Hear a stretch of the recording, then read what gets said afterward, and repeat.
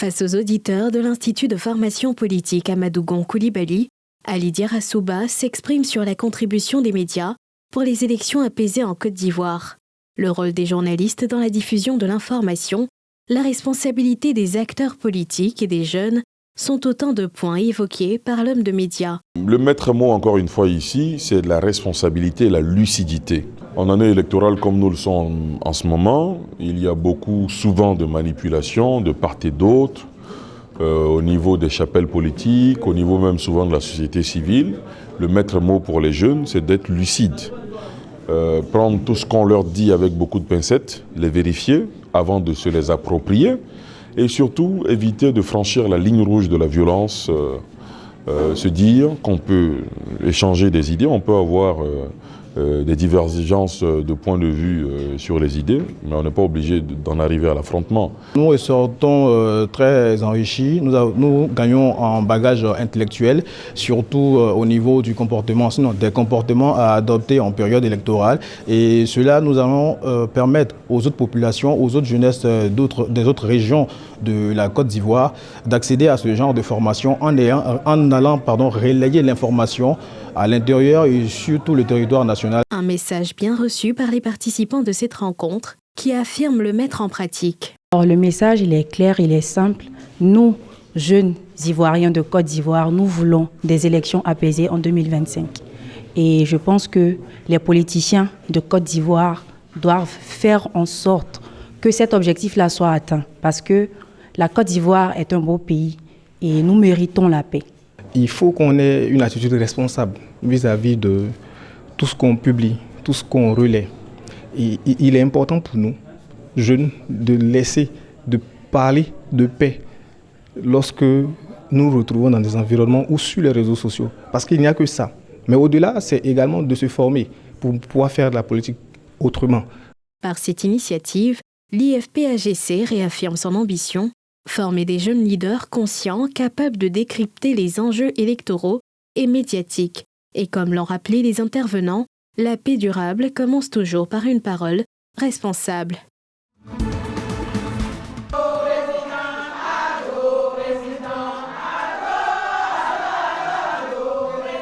C'est dans une ambiance de fête que les militantes de l'Union des femmes du RHDP, Parti démocratique de Côte d'Ivoire, se sont retrouvées au siège du parti pour la réception d'un important lot de matériel. 12 ordinateurs portables, 12 imprimantes, 20 motos, 100 pièces de pagne et un appui financier de 10 millions de francs CFA. Un don de Célestin Koala, conseiller technique du secrétaire exécutif du parti. Pour dire félicitations et bravo à toute son équipe pour la qualité du travail qu'elles ont fait pendant ces 18 derniers mois. Mais également pour les encourager, n'est-ce pas, à se mobiliser davantage. Davantage pour ce congrès qui aura lieu dans environ un mois, à la fin du mois de juin, mais aussi pour tout ce qui va concerner le parrainage pour la réélection du président Alassane Ouattara. Nous sommes venus simplement leur dire bravo, félicitations, restez concentrés, restez mobilisés, continuez le travail sur le terrain. Au nom de toutes ces femmes, Arlette Badou a exprimé toute sa reconnaissance face à un acte qui augmente leur motivation. Nous n'allons plus dormir, nous n'allons plus traîner, nous allons tenir le terrain, surtout en commençant par le congrès qui va avoir lieu à la fin juin et ensuite pour l'élection présidentielle d'octobre 2025 où nous avons promis également de faire gagner le RHDP et son candidat, le président Alassane Ouattara, au premier tour de cette élection. Elles promettent de faire bon usage des dons pour élargir l'impact des femmes du parti sur le terrain avec un objectif en ligne de mire, la victoire à la présidentielle de 2025. Lutte contre la piraterie en mer, répression du trafic maritime de stupéfiants, sécurisation de la voie commerciale du golfe de Guinée, tant d'enjeux qui ont poussé les autorités ivoiriennes à créer l'Institut de sécurité maritime interrégional. Celui-ci aura pour objectif d'offrir une formation et une expertise complète dans le domaine de la sécurité et de la cybersécurité en mer pour la première fois en Côte d'Ivoire. Le ministre des Transports, Amadou Koné, a inauguré le vendredi 16 mai dernier le nouveau bâtiment de l'Institut de sécurité maritime interrégional situé dans l'enceinte de l'Académie régionale des sciences et techniques de la mer à Yopougon. C'est l'engagement et la vision du président de la République, son Excellence M. Alassane Ouattara, de compléter le dispositif de développement d'une économie bleue, florissante et sûre.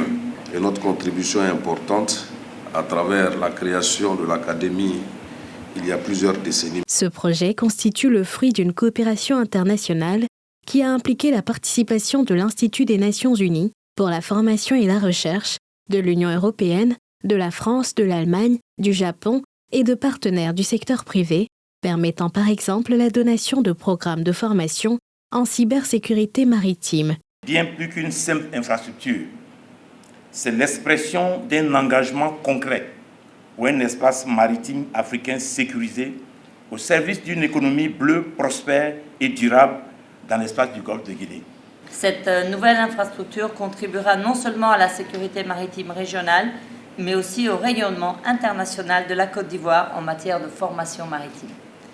L'Union européenne est fortement engagée auprès de la Côte d'Ivoire et des autres pays de la région pour améliorer la sécurité maritime. Un panel de haut niveau sur la cybersécurité et les grands enjeux sécuritaires et maritimes a meublé cette cérémonie. De 2016 à 2024, les investigations et des contrôles répressifs dans divers secteurs d'activité ont donné lieu à des saisies de marchandises de contrefaçon dont la valeur totale est estimée à 16 milliards de francs CFA en Côte d'Ivoire.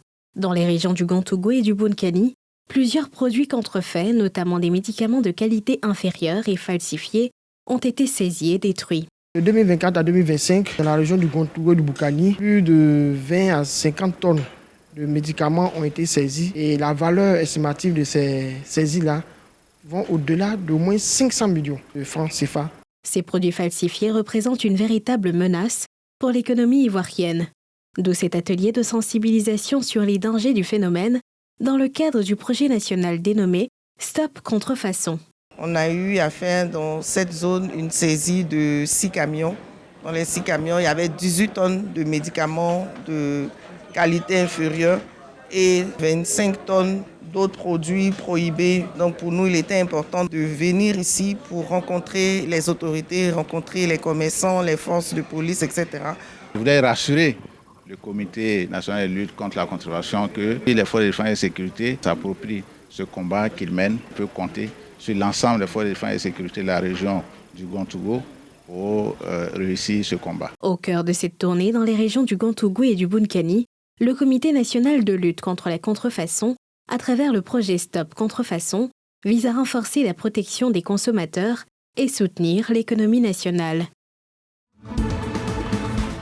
Après le Woroba, les producteurs de vivriers du Denguélé ont 2 marchés de proximité, à Tiémé et Kimbirila, qui permettront de lutter non seulement contre l'insécurité alimentaire dans la région, mais ceux-ci permettront aux paysans et producteurs de tirer un meilleur profit de leur labeur.